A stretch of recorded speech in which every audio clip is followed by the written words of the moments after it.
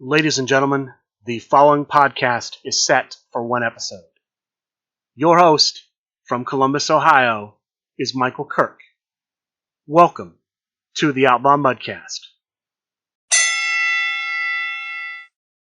Hello and welcome to the Outlaw Mudcast, your digital audio dirt sheet for all things Super Show. The 2023 Creative Competitor Competition has come to a close. Last Wednesday, November 15th, on Talk of the Universe, we had the final match. JAC versus Captain Kiddo. 5 judges were selected to judge the contest. We had longtime LFF member, King of New York, Titan of the Northeast, TJ Marconi. We had 1/4, I believe, of Young, Dumb, and Broke, Jordan Oliver. We had from WWX, rockstar Joey Sins. We had filmmaker Micah Khan, who directed Zombie Wedding, featuring John Maxner. And we had the Long Island Landmine, Joe Ocasio. Those were your 5 guest judges. It was a little different than the finals of the previous CCC. In the finals of the previous CCC, they showed the final video of each competitor in the finals, and each competitor, Lauren Santiago, represented by Lauren Schwanet, and JAC, represented by myself, each representative got to make their pitch to the judges why they should be the one chosen. The pitch part did not happen. It was strictly we showed JAC's video, we showed Captain Kiddo's video, and then the judges voted. TJ Marconi was late and did not watch the videos with everyone else. He came in, he was shown, from what I understand, from what they said, different videos than what the other 4 judges were shown. I can tell you that of the first 4 judges, Jordan Oliver and Joey Sins voted for Captain Kiddo, Micah Khan and Joe Ocasio voted for JAC. So the vote was even at 2 apiece. It was all down to TJ Marconi.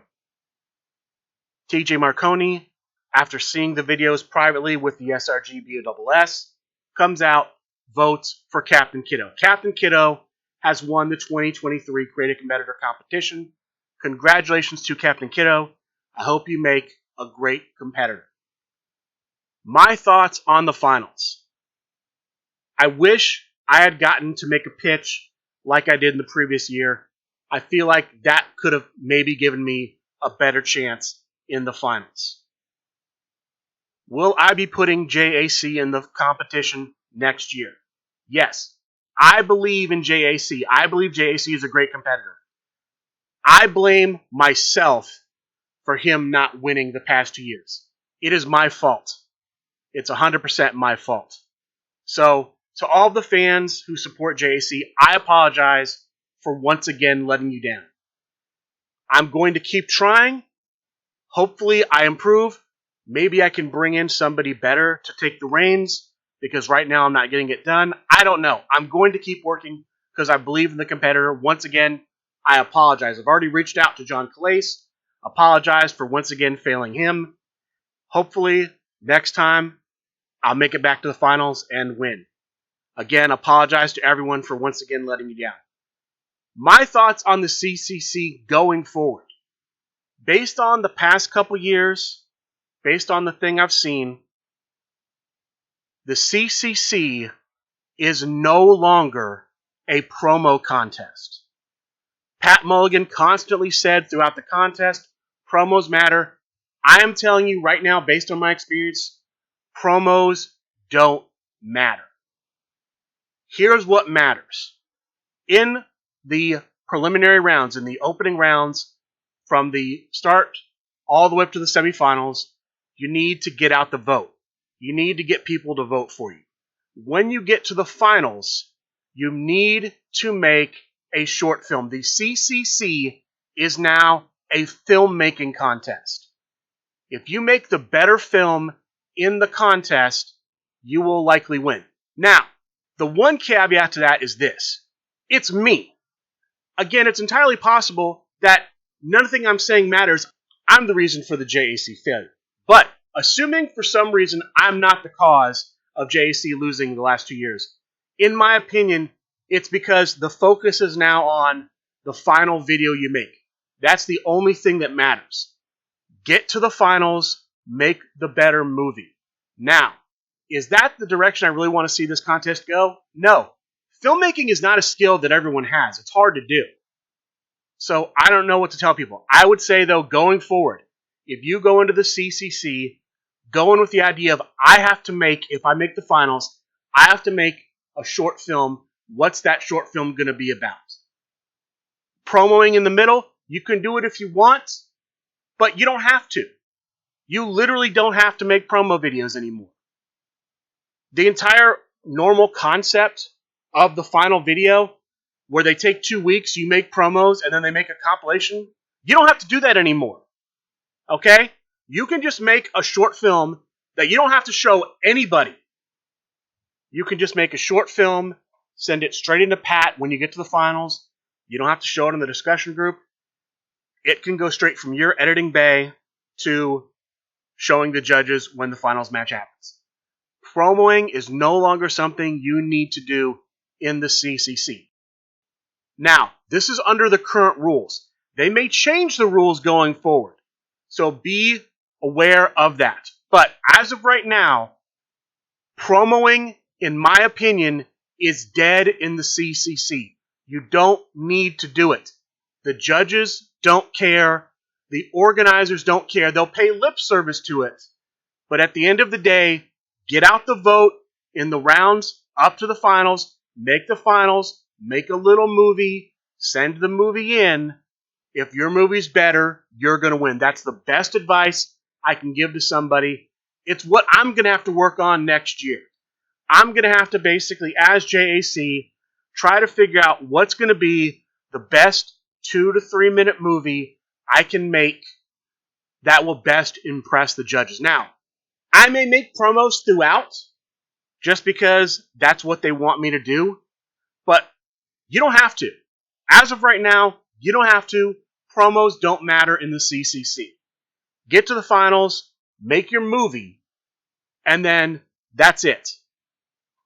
That's what I'm going to do, representing JAC in the 2024 Creative Competitor Competition.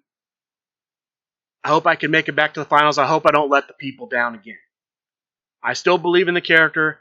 I still believe he is the best, most realized, most impactful character created for the CCC. I think he's the character that brings the most passion.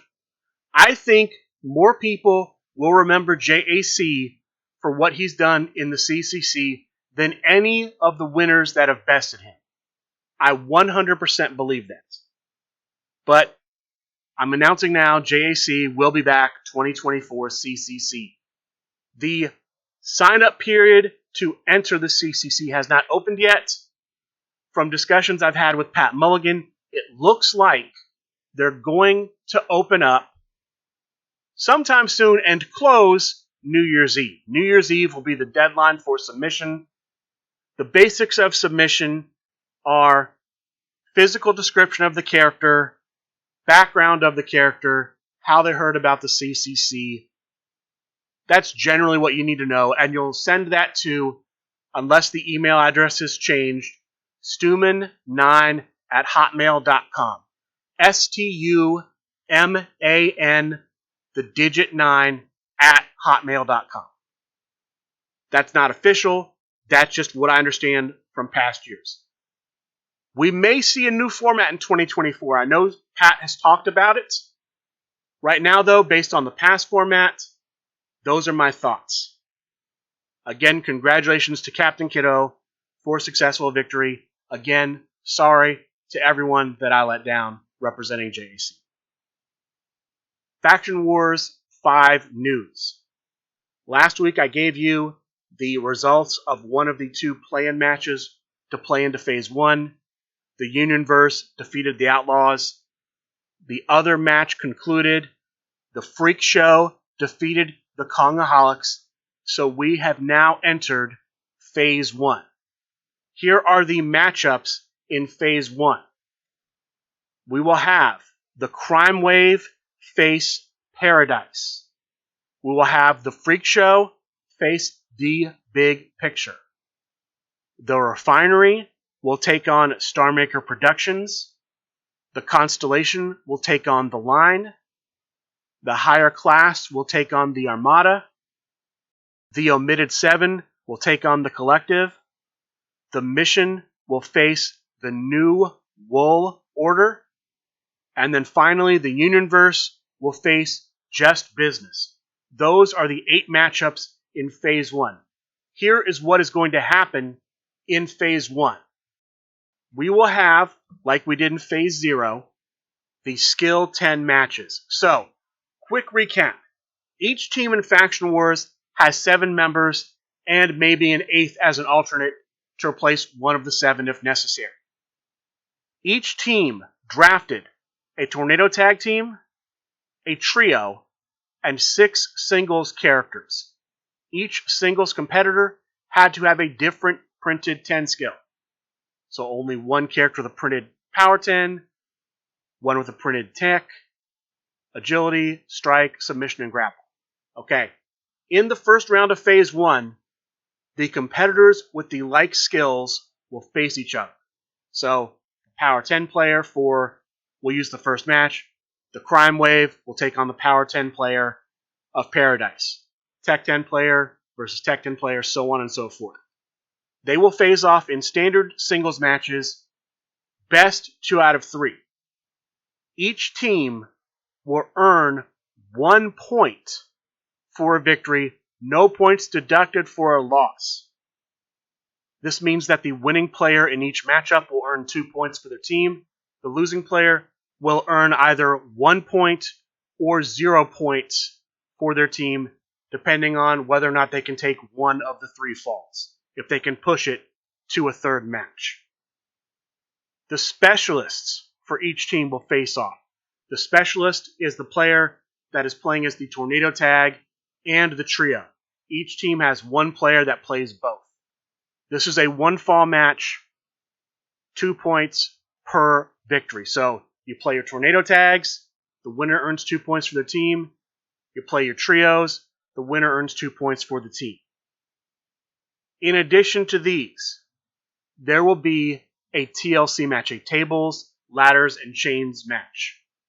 The captain will choose one of his 6 single competitor players to play in the TLC match. The specialist can't be in this match. It's 2 points for victory, 1 fall. There will be a Sticks, Stairs, and Chairs match. The captain will pick one of his 6 singles competitors to play in this match. Each team picks 1 player. They will fight. The specialist cannot be one of these players.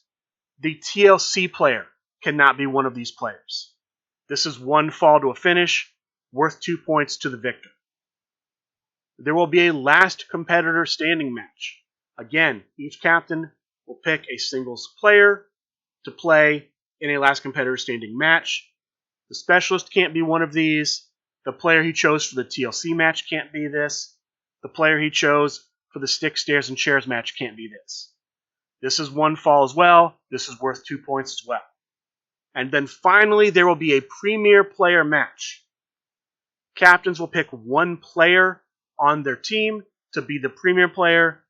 The premier players will face off in a Ring of Fire match. 1 fall, 1 point to the victor.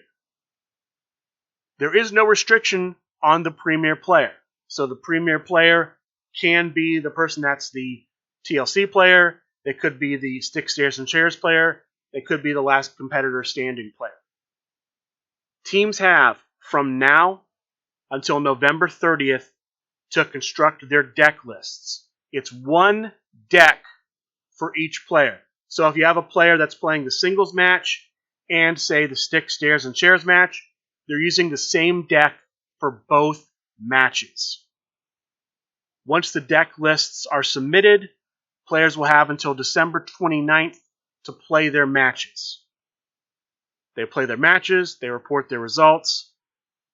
Those results get submitted by December 29th, and then Phase 2 will start the following week. That is all the information I have for you about Faction Wars 5. It should be kicking off soon. Players still have not quite 2 weeks, pretty close. It's a week from Thursday is the deadline to submit deck lists, and then play can start. People do know who the specialists are for their opponents and what competitors their specialists are using. They know who the skill matchups are.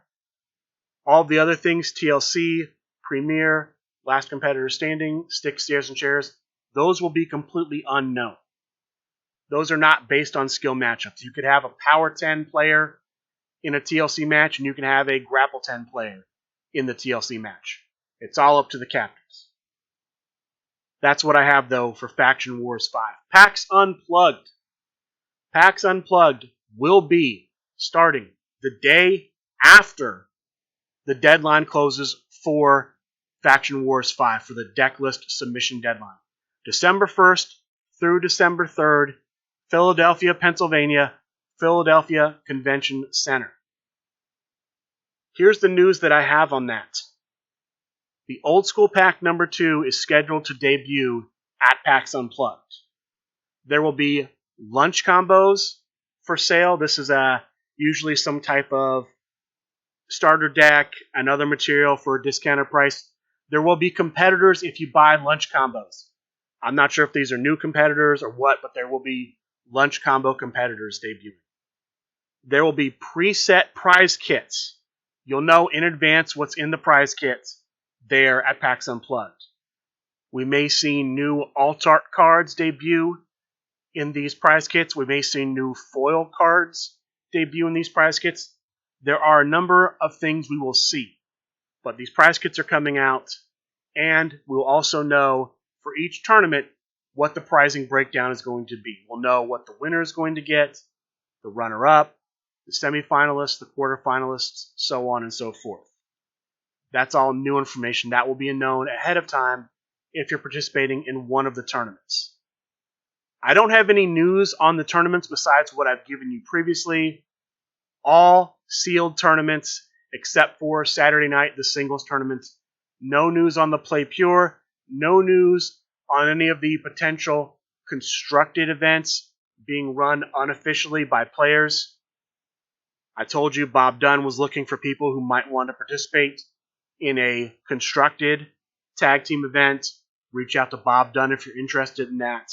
I don't have any news, though, outside of that. Black Friday news. Black Friday is the day after Thanksgiving, traditionally in the United States. That is a big retail shopping day. A lot of retailers do discounts on their product. SRG Universe is no different. Right now, currently, running specials for Black Friday. They're live now. You don't have to wait until the 24th of November. They're live now. You use promo code Black Friday 2023. No spaces, no capital letters. You use that promo code in the coupon blank. Hit apply coupon to apply it. It will take 30% off your entire purchase with the exception of new product and events. New product and events will not be discounted. This does include created content. So if you want to have a competitor made in the game, it will be 30% off right now. If you've been thinking about doing that, now's a good time to do that. Since I just brought up new product, let me also mention the long-awaited Steel Chain deck has released on SuperShowTheGame.com. It's available in the new items section.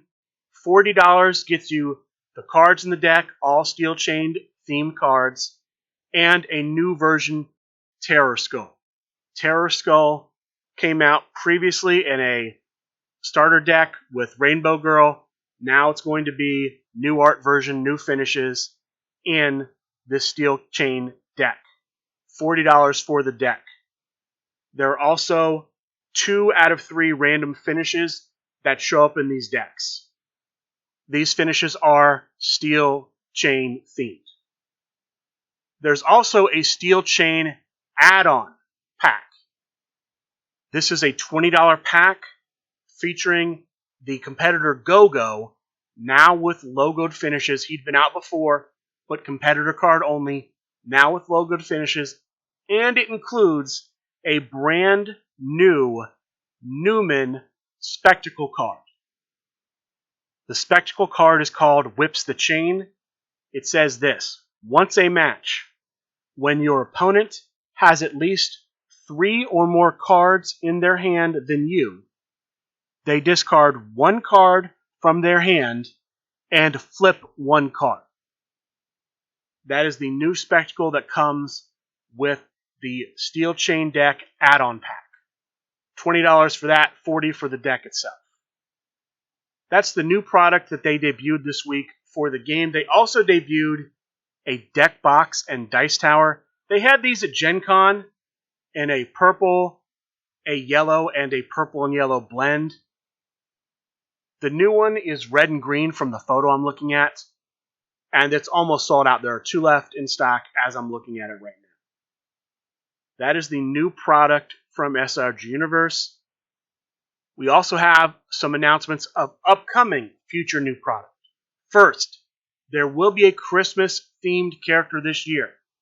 In the past, we've had Sugar Plum, Krampus, and Santa's Little Helper, to name a few.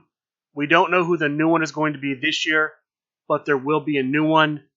There's also been a new entrance card announced, Jumps the Bell. They didn't go into strict detail as to what it does, but I believe it blanks entrance cards.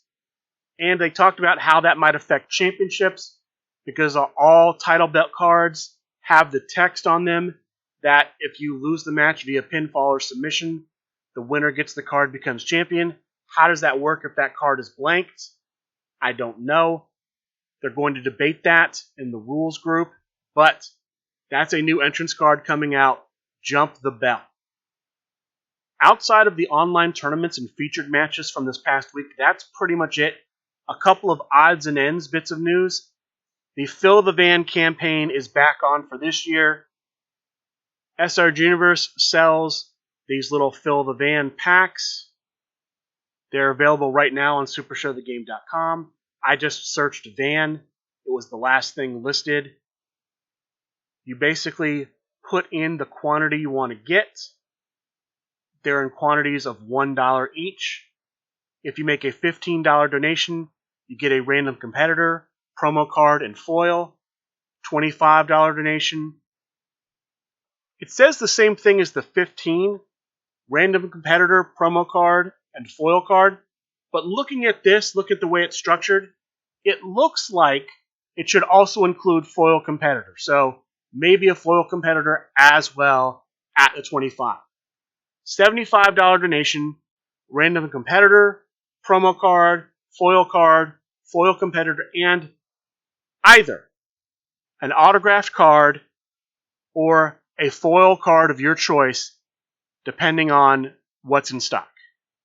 And then finally, a $100 donation gets you a random competitor, a promo card, a foil competitor, and autographed card, your choice, or foil card, your choice, depending on what they have in stock, as well as being put into a lottery where if you win, you'll get extra prizes. That's the current Fill the Van campaign. They take that money donated, they use it to buy toys, and then they donate those toys to charity. I think it's Toys for Tots. Not 100% sure on that. That's the Fill the Van campaign going on right now. Only suggestion I would make that a bit more prominent on the website. It's not on the front page. It's not in the new items. You have to go search it out. So if you didn't know it was happening and you weren't looking for it, I don't think you'd find it.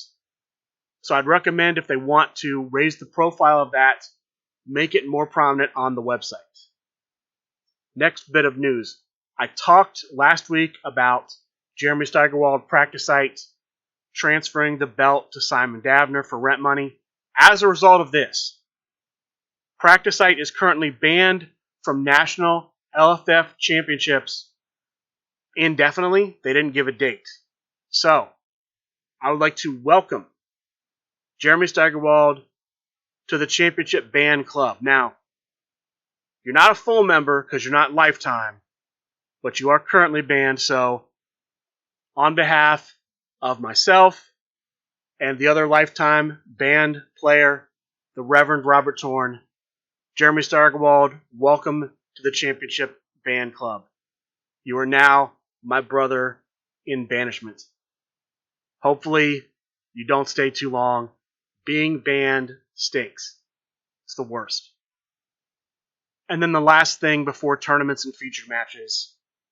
If you created content through the Kickstarter or the Halloween deck, or you just had something made, there's a section on the website. There's a created content form in that section. Fill it out, send it in, get it in before the end of the year. SRG Universe is requesting that. I would not want to see anyone lose out on content they paid for because they did not get their paperwork in on time. So please, if you haven't, this is your reminder, go do that. We had 2 online tournaments this week that I was aware of. The first, Monday Night Fights. 8 players in this tournament. 2 preliminary round robin stages, 4 players in each division, each group. Each played the other 3. Top 2 records per group advanced to the top cut. Your 2 semifinalists were Carlos Lumbre as AJ Styles and Practicite as the original version of Zack Sabre Jr. Your finalists were Chris Pate as leader of the Postal Nation and Cheshire as the Dweeb, with the winner, Chris Pate as leader of the Postal Nation. Congratulations to Chris Pate for winning Monday Night Fights. Wednesday, after Talk of the Universe, we have a featured match for the LFF Tri-State Tag Team Championship. Like all LFF Tri-State Championship matches, it is New York rules, so there are no disqualifications, and the match starts at crowd meter 1. The challengers are the Lords of New York, Lord of the Dance as Jamie Senegal, and the New York Phenom as Johnny T, taking on champions Big Money, Mr. Moneymaker as the Iron Sultan, and the Big Guy as the Pretzel Wizard. This was a long, hard-fought match. The challengers tagged a lot. It goes to crowd meter 5. The winners, new champions, Lords of New York. Congratulations to the Lord of the Dance, to the New York Phenom, to the Lords of New York for winning the LFF Tri-State Tag Team Championship. The next challengers will be the team of the SRG Boss and Kid Thunder, Red Hat, Blue Hat. Red Hat, Blue Hat will face the Lords of New York for the championship, date and time to be announced. Thursday, we have Chibi's Thursday Night Fights. 10 players here. Similar format to the previous one. Groups of 5 instead of groups of 4. Top 2 records per group advance to the top cut. The matches in the semifinal round are Beast Unchained matches. I do not know if there was a stipulation in the finals. Your semifinalists were Carlos Lumbre as AJ Styles and Cheshire as Bandersnatch. Your finalists were Alec Ventresca as Adam Page and Chris Pate as Big Bad Bobby D. Your winner, Chris Pate as Big Bad Bobby D. Congratulations to Chris Pate for winning both events this week. Congratulations to Cheshire and Carlos Lumbre for making the top 4 in both online tournaments this week. This brings us to Sunday Night Fights. There were technically 4 matches on the card for Sunday Night Fights. The first 2 were related. The first 2 were a back-to-back gauntlet match for the LFF Underworld Championship. The Underworld Champion, the big guy, would have to defend against Jared Bridge in the first match, and then the winner presumably would face Zach Ashley in the second match. Although a weird thing happened. These 2 matches were standard singles matches. So there could be disqualifications, there could be countouts. If the champion loses via disqualification or countout, he remains champion. So, and this is the weird scenario. This was something that could have happened because the champion was running cards that, if stopped, would cause him to lose via disqualification. If he lost, should he have gone on to the second match? It's weird to think that you can lose the first match in a gauntlet and advance to the second, but that may have happened in this scenario.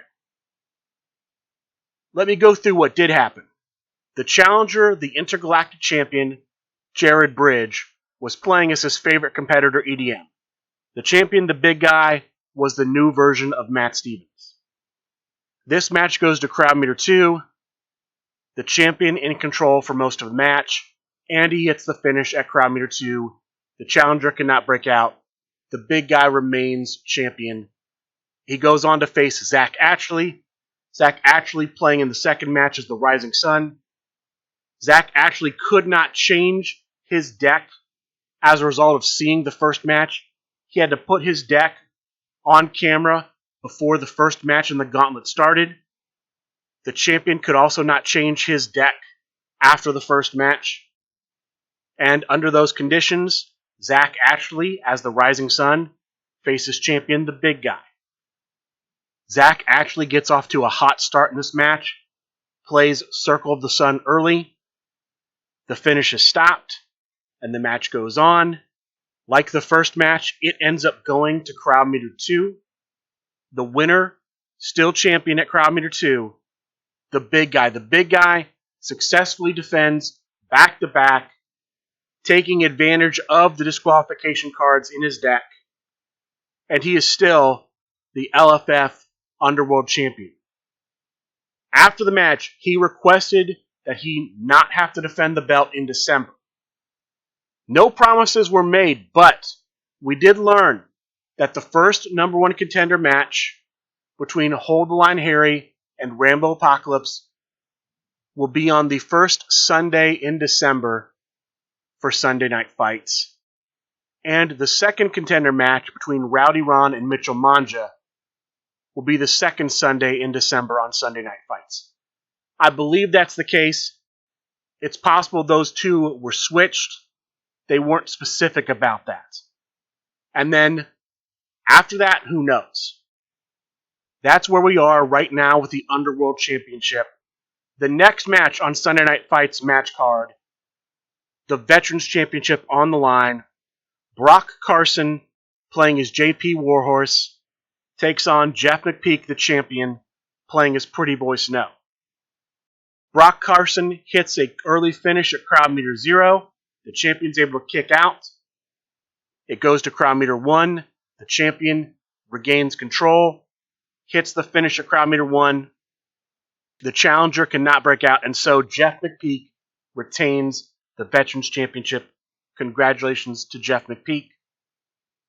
No contender was announced for that championship, although it is in the works, and Brian Schmidt, who's currently running the Veterans Championship division, promised to announce it relatively soon. The final match on the card, after a brief announcement from the SRG BOSS, which I'll talk about later, the final match on the card was for the LFF World Heavyweight Championship. The challenger, Drew Madsen, playing as his own creation, Commissioner Drew Madsen.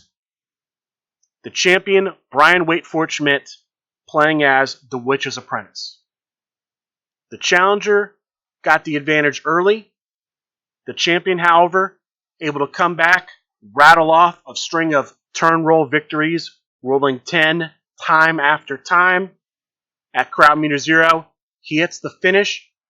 It's only a 7, but the challenger rolls 5, 6, and 5 for the breakout rolls, so the winner, still World Heavyweight Champion, Brian Waitford Schmidt. Congratulations to Mr. Schmidt for a successful defense. And now let me talk about what the SRG BOSS discussed earlier in the show between the Veterans Belt and the World Heavyweight Championship belt. The hardcore division will be returning to the LFF at PAX Unplugged. They are going to run a series of sticks, stairs, and chairs draft matches. 36 spots available, so 6 matches of 6. Based on what Steve Resk said, Steve Resk is the SRG BOSS, the 6 people in each event, after they draft their competitors and their 1 through 27 decks, they'll each play a ring step match, a kendo stick match, and a steel chair match. The winners will be put into a triad match, 6 stairs and chairs. The losers, same match. Winner goes on to perhaps another series. And then there's prizing for everyone involved, including the winner of the 4th, 5th, and 6th place 6 stairs and chairs match. As a part of this event, in addition to drafting competitors in 1 through 27s, there will also be finishes that, if stopped, cause you to lose the match via disqualification. 6 for each pod. Each player will have to draft a 28, a 29, or a 30. According to Steve, there will be 2 28s, 2 29s, and 2 30s that would cause you to lose via disqualification in the pool. And you have to use the one you draft in the event. And apparently that will be a condition of the hardcore division, the new hardcore division going forward. You have to either play a finish that causes you to lose the match via disqualification if stopped, or play a competitor whose gimmick mentions disqualification in it. Coming out of these events at PAX Unplugged, we will have one person who will be in the inaugural match to relaunch the hardcore division to be the new hardcore champion. He will face in that match Theo the Greek Neo. Theo the Greek Neo was part of the Impact team that won Faction Wars 4. He was given a shot at the hardcore championship because of their win. That shot has been on hold because the division has been retired. With the division coming back, he will finally get that shot. No idea when that will happen, of course, obviously after PAX Unplugged, but that is on the horizon. They will also run this Monday Night Fights, tomorrow as I'm recording this, November 20th, a singles tournament using these same rules. You have to either have a card in your 28, 29, or 30 that has via disqualification in the text, or a gimmick that has that in the text. We may also see pop-ups between now and PAX Unplugged utilizing that rule set. The final thing the SRG BOSS announced was he talked about a number of new foil cards that will be releasing as prizes at PAX Unplugged. If you're interested in that, I would suggest checking out that segment on Sunday Night Fights. I did not write those down. As far as matches coming up for this week, there will be Monday Night Fights, so check supershowthegame.com, the online event portion, to sign up for that. Probably going live Monday. Dojo will be Tuesday night, twitch.tv/SRGUniverse. I don't expect Thursday Night Fights because Thursday is Thanksgiving, and then we may see pop-ups this weekend. With that being said, that is going to do it for this week's episode of the Outlaw Mudcast. I would like to thank all of you for listening, and good day.